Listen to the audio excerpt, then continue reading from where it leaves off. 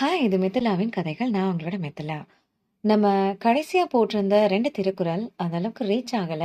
ஒருவேள அதுல இருக்கக்கூடிய நெறைய மிஸ்டேக்ஸ் என்னன்றத பார்த்து திருத்தியிருக்கேன். ஸோ, அதனால தான் கொஞ்சம் வீடியோஸ் வரதுக்கு கொஞ்சம் லேட் ஆச்சு. இனிமே ரெகுலரா வீடியோஸ் வரும்.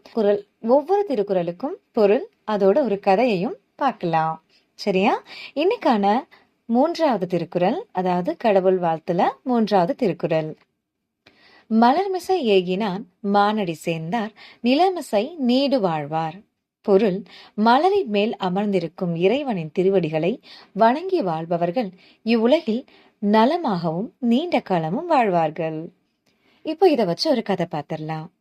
அம்மாவின் நம்பிக்கை. ஒரு சின்ன கிராமத்துல மீனாட்சி முதிய அம்மா வாழ்ந்து வந்திருக்காங்க. அவங்களுக்கு ஒரு மகன் கார்த்திக்.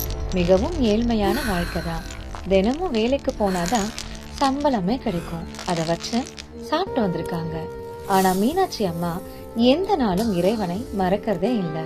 தினமும் காலையில எழுந்த உடனே விளக்கேத்தி என் மகன் வாழ்க்கை நல்லபடியா வாழ வேண்டும் அப்படின்னு மனசார வேண்டிக்குவாங்க. ஒரு நாள் கார்த்திக் கடுமையான நோயுற்றான். மருத்துவர்கள் சிகிச்சைக்கு பணம் இல்லாம போச்சு. வீட்டுல ₹1 கூட இல்ல. ஆனா அந்த அம்மாவோட மனசு கொஞ்சம் கூட கவலைப்படல. இறைவனை நினைத்து கண் கலங்கி பிரார்த்திக்க ஆரம்பிச்சாங்க. அந்த நேரத்துல பல வருஷங்களுக்கு முன்னால உதவி செய்த ஒருத்தவர் திடீர்னு வந்து கார்த்திக்கு தேவையான பணத்தை கொடுத்தாரு. அதனால சிகிச்சையும் வெற்றி அடைஞ்சிச்சு. கார்த்திக்கும் குணமடைஞ்சான். அவங்க அம்மாவின் கையை பிடிச்சு, அம்மா, உன் நம்பிக்கையும் நல்ல மனசும் தான் என்னை காப்பாத்துச்சுன்னு கார்த்திக் அழ ஆரம்பிச்சிட்டான். மீனாட்சி அம்மா சிரிச்சுக்கிட்டே சொன்னாங்க, இறைவனை நம்பி நல்லபடியா வாழ்ந்தா வாழ்க்கை நம்ம எப்பையும் கைவிடாது என்று. இந்த கதையோட நீதி, இறைவனை நம்பி நல்ல மனதுடன் வாழ்ந்தவர்கள் துன்பத்தில் எப்பயுமே காக்கப்படுவார்கள் என்பதுதான். சோ, இப்போ உங்களுக்கு இந்த திருக்குறளுக்கான அர்த்தமும் புரிஞ்சிருக்கும். ஒரு முறை திருக்குறள். மலர்மிசை ஏகினான் மானடி சேர்ந்தார் நிலமிசை நீடு வாழ்வார். பொருள்: மலரின் மேல் அமர்ந்திருக்கும் இறைவனின் திருவடிகளை வணங்கி வாழ்பவர்கள் இவ்வுலகில் நலமாகவும் நீண்ட காலமும் வாழ்வார்கள். 4வது திருக்குறள். வேண்டுதல் வேண்டாமை இளநடி சேர்ந்தாருக்கு யாண்டும் இடும்பை இல. பொருள்: விருப்பமும் வெறுப்பும் இல்லாத இறைவனை நம்பி வாழ்பவர்களுக்கு எப்போதும் துன்பம் வராது. இப்போ இதை வச்சு ஒரு கதை பார்த்துடலாம். தோல்வி தந்த வெற்றி. அருண் என்ற இளைஞன் ஒரு நல்ல வேலைக்காக பல இடங்களில் முயன்றான். ஆனா அவன் எங்க சென்ற போதும் அவனுக்கு தோல்வி மட்டும்தான் கிடைக்குது. நண்பர்கள் அவனை பார்த்து கேலி செய்யறாங்க. குடும்பத்தினரும் கவலையில் இருந்தனர். ஆனால் அருண் மனமுடையவில்லை. தினமும் காலை எழுந்து இறைவனை நினைத்து, எனக்கு நல்லதை தருவது நீங்களே என்று நம்பிக்கையுடன் வேண்டிக் கொள்வான். அவன் யாரையும் வெறுக்கவும் இல்லை, யாரிடமும் கோபம் கொள்ளவும் இல்லை. ஒரு நாள் அவன் முயன்ற ஒரு பெரிய நிறுவனத்தில் இருந்து அழைப்பு வந்தது. நேர்முக தேர்விற்கு அவனை தேர்வு செய்ததாக சொன்னார்கள்.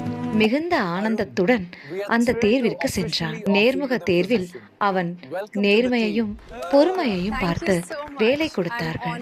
அந்த நாள் அருண் வீட்டிற்கு மிகுந்த ஆனந்தத்துடன் வந்தான். அம்மா, நான் தோல்வியை பார்த்தேன், ஆனால் துன்பம் என்னை வெல்லவில்லை என்று தன்னுடைய தாயிடம் சொன்னான். அதற்கு அவனின் அம்மா சிரித்துக்கொண்டே, இறைவனை நம்பி அமைதியாக இருப்பவனை துன்பம் நீண்ட நாள் தாக்காது என்றார். இந்த கதையின் நீதி, நம்பிக்கை, பொறுமை, வெறுப்பில்லா மனம் கொண்டவர்களை துன்பம் வெல்ல முடியாது என்பதே. மீண்டும் ஒரு முறை குறளை பார்ப்போம். 4வது குறள். வேண்டுதல் வேண்டாமை இளநடி சேர்ந்தாருக்கு யாண்டும் இடும்பை இல. பொருள்: விருப்பும் வெறுப்பும் இல்லாத இறைவனை நம்பி வாழ்பவர்களுக்கு எப்போதும் துன்பம் வராது. இருள் சேர் இருவினை சேரா இறைவன் பொருள் சேர் புகழ் புரிந்தார் மாட்டு. பொருள்: இறைவனின் உண்மை புகழை போற்றி வாழ்பவர்களை அறியாமை மற்றும் தீய செயல்களின் பலன் அணுகாது என்பது இதன் பொருள். இப்போ கதையை பார்க்கலாமா? கதை. மாறிய மாணவன். விக்னேஷ் என்ற மாணவன் பள்ளியில் படித்து வந்தான். ஆனால் பள்ளியில் படிப்பில் கவனம் இல்லாமல் கெட்ட நண்பர்களுடன் சுற்றி கொண்டிருந்தான். ஆசிரியர் சொல்லும் அறிவுரைகளை கேட்பதில்லை. வீட்டிலும் பெற்றோரிடமும் பொய் பேசினான். ஒரு நாள் பள்ளியின் புதிய ஆசிரியர் வந்தார். அவர் மாணவர்களுக்கு நல்லொழுக்கம், உண்மை, இறை நம்பிக்கை பற்றி தினமும் கூறிட்டு இருந்தார். விக்னேஷ் அந்த வார்த்தையெல்லாம் கேட்டு சிந்திக்க ஆரம்பிச்சான். அடுத்த நாள் முதல்ல காலையில எழுந்து இறைவனை வணங்கி நல்ல வழியில நடக்க முடிவு செய்தான். கெட்ட நண்பர்களை விட்டு விலகினான். உண்மையை பேசினான். படிப்பிலும் முயற்சி செய்து படிக்க ஆரம்பிச்சான். சில மாதங்களில் அவன் வகுப்பில் முதல் மாணவனாக உயர்ந்தான். பெற்றோரும் ஆசிரியரும் மிகவும் மகிழ்ச்சி அடைந்தார்கள். விக்னேஷ் சொன்னான், நல்லதை நினைத்து நடந்த போது என் வாழ்க்கையே ஒளியாக மாறிவிட்டது என்று.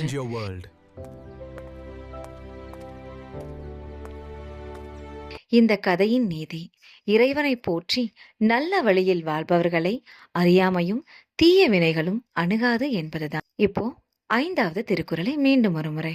இருள் சேர் இருவினை சேரா இறைவன் பொருள் சேர் புகழ் புரிந்தார் மாட்டு.